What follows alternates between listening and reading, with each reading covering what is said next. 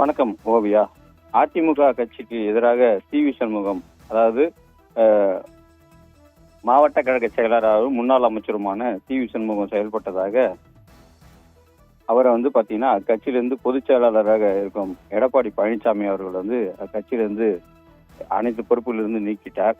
இதனைத் தொடர்ந்து புதிதாக பழனிசாமி அவர்கள் பாத்தீங்கன்னா பசுபதி விழுப்புரம் மாவட்ட கழக செயலாளராக நியமித்து தொடர்ந்து அவர்கள் ஆதரவாளர்கள் அதிமுக தலைமை கட்சி அலுவலகத்தில் இன்று நுழைய போவதாக நேற்று எஸ்பி அலுவலகத்தில் புகார் அளித்ததை தொடர்ந்து தற்பொழுது அவர் ஆதரவாளர்கள் அதிமுக கட்சி அலுவலகத்தில் நுழைய முற்படுவார்கள் என பாதுகாப்பு கருதி எஸ்பி ஏடிஎஸ்பி தலைமையில் 250க்கும் மேற்பட்ட போலீசார்கள் வஜ்ரம் வாகனமுடன் பாதுகாப்பு பணியில் ஈடுபட்டிருந்தனர்.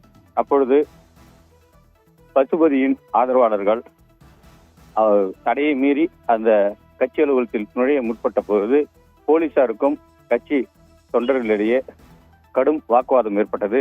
இதனைத் தொடர்ந்து போலீசார்கள் அவர்கள் வாகனத்தை 100 மீட்டர்கள் கட்சி அலுவலகத்திலிருந்து 100 மீட்டர்கள் அப்பால் எடுத்து செல்லுமாறு அறிவுறுத்த பொழுது கடும் வாக்குவாதமும் மோதல் ஏற்படும் சூழல் உருவானதை தொடர்ந்து அவர்களை அங்கிருந்து காவல்துறையை விரட்டி அடிக்க முற்பட்ட பொழுது அவர்களாகவே அங்கிருந்து கோஷம் எழுப்பியவாறு கட்சி அலுவலகத்திலிருந்து 100 மீட்டருக்கு அப்பாலாக சென்று விட்டனர்.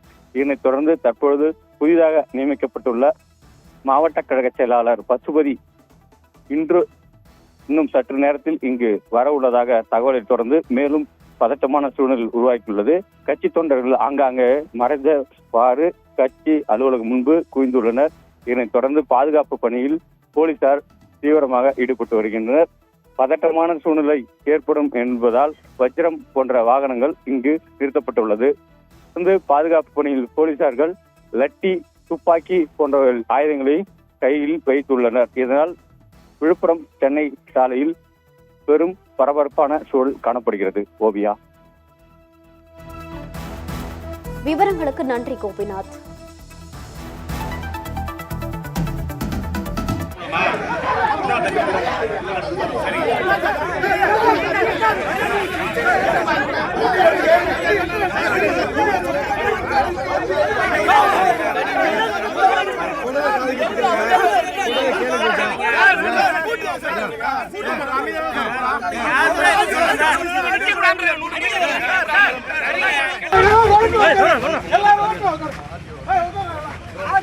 வண்டி இருக்கா?